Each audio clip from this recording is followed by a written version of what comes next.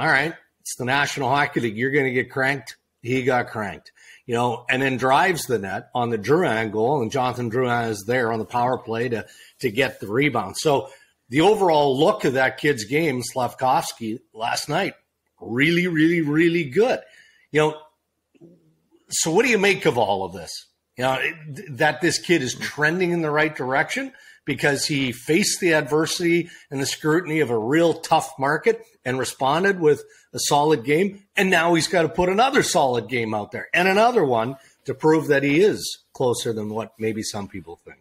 Well, I'm constantly amazed at how fans can narrow in so tightly on their own player, on their own team, and not be able to compare with similar scenarios around the league. And not just this year, but over the last number of years, however long they've been following the game. How many 18-year-olds come in and knock your socks off right away and then do it game after game after game after game? Yeah. I got news for you. The league's really kind of hard. And it's really hard to make an impact.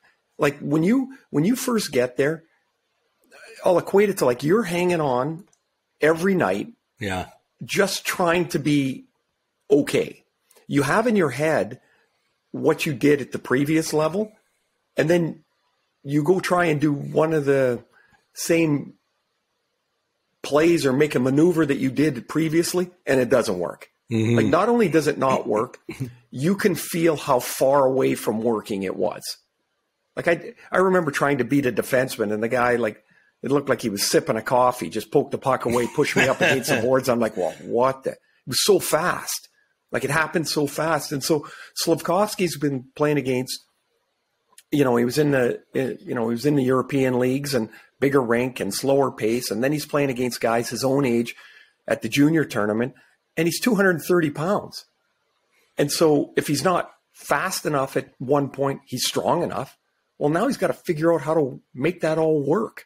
Mm-hmm. In the NHL. I like what Kent Hughes said, like people got like crazy up in arms on it. And he said he was underwhelming in 2 games. Lots of players are underwhelming in 2 games. Happens a lot. Even really great players, like the best of the best. You might catch them in a couple of games and go, oh, they weren't very good. So I don't have any fear of Slafkovsky's road. The only thing they have to make sure is that, and they will, because you can just hear it in the way they talk, he's got to be in a position to not be a bit player. He's got to be part of the program. He's got to have the puck on his stick. There's got to be enough ice time for him to grow. And don't forget, because he's from Europe, he can go to the American League, where a Canadian teenager cannot. They have to go back to junior. So their farm team's in Laval. So he could go to the American League, get called up for a day to practice, go back down, and do it 100 times. Yes. So I wouldn't be surprised if there's some kind of mixed hybrid road for Slafkovsky this year. I think he also has to grow into that enormous frame, right? Like at the NHL level. Yeah. What strength he had is not strength now. And so he's got to grow into it, and the quickness and the reads and all that stuff. But man, there is no and should be no panic in Montreal about him.